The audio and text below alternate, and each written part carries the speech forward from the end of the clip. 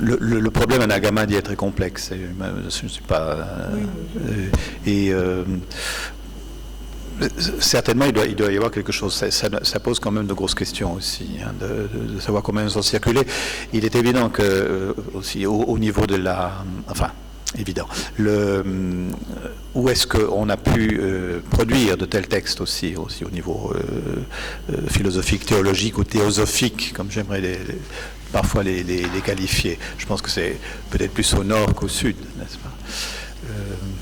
Maintenant, alors il y a autre chose aussi, c'est bon, ça c'est un autre domaine, mais justement on en a parlé ce matin, c'est tout le problème des manichéens, qui avaient une mission très forte plutôt dans le sud. Hein. Et là aussi, mais merci pour ces indications, je regarderai. Le professeur Voicu avait travaillé sur les pseudo-chrysostomica aussi, de quelques que l'on a à la Vatican, et de fait il y a ce problème. Ce que j'avais remarqué aussi une fois en regardant des textes, c'est qu'une version saïdique que l'on avait dans divers manuscrits était relativement fautive, alors que la version le Boaérique plus tardif, parce que du manuscrit était bien meilleur. Mais justement, cette idée que le Boaérique est tardif était telle que les éditeurs n'ont pas corrigé leur édition du saïdique, alors que la solution était du côté du Boaérique. Il y a vraiment parfois une espèce de réticence comme ça très forte des coptisants qui vient, à vrai dire, de cet article de Lefort, hein, qui de temps en temps lançait des brûlots comme ça. Mais tout n'est pas faux chez Lefort non plus, hein. Ça c'est sûr que et de loin pas. I think we can stop here our afternoon session, and Padre Nicelli would like to say something. Oh, okay. Yeah. Yeah.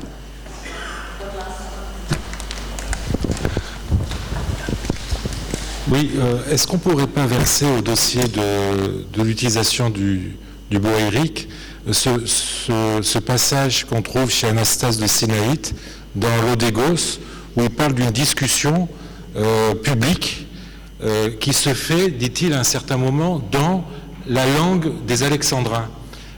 Et c'est vrai que c'est une expression qui, lorsque j'avais travaillé un peu sur les particularismes alexandrins, m'avait étonné. Dans le contexte d'Anastase, il s'agit vraisemblablement de quelque chose qui n'est pas compréhensible par un grec. Et donc, ce serait du copte. Mais du copte alexandrin, on n'en connaît pas. Je veux dire, c'est quelque chose qui est assez étonnant. On n'a pas une seule inscription en copte à Alexandrie. Est-ce que cette expression ne désignerait justement pas l'utilisation d'un copte qui serait propre à la Basse-Égypte, et particulièrement la partie nord du delta? Voilà, lorsque j'avais publié mon petit livre sur le grec alexandrin, j'avais mis un point d'interrogation sur ce problème-là, mais c'est vrai que ça peut aller dans le sens d'un boaérique, voilà, d'un emploi du... Il y a un article très intéressant de Jürgen Dummer, je ne me rappelle plus comment il s'appelle, qui avait été publié à Halle, mais bon, c'était à l'époque un peu... tout le monde ne le lisait pas, mais qui est très intéressant aussi sur les... il avait réuni, certaines choses je les ai trouvées là aussi, il avait réuni toutes les attestations grecques de la littérature byzantine et patristique sur l'usage de la langue égyptienne, oui, de l'égyptien. Et je crois que ça doit être aussi noté dans cet article. Merci. Padre Nicelli would like to add. Okay, thank you for your sharing again during our discussion.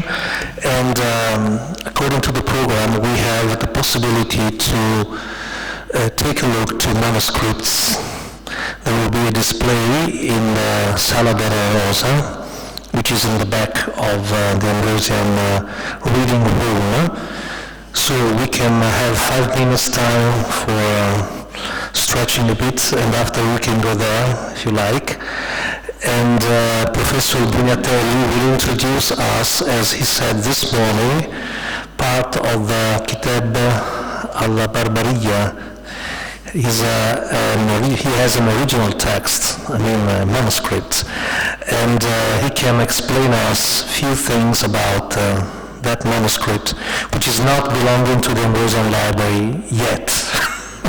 And I underline yet, because we are very hungry of Berger manuscripts. We still have only one for the meantime.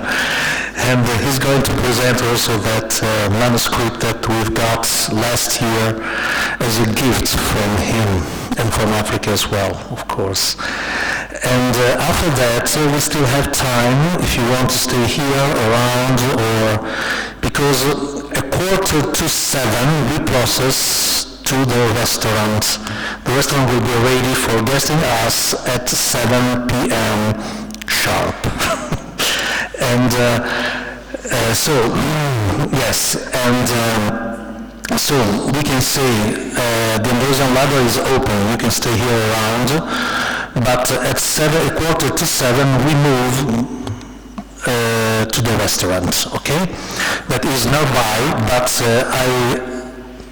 I would like to lead you there because I don't want you to get lost on the way.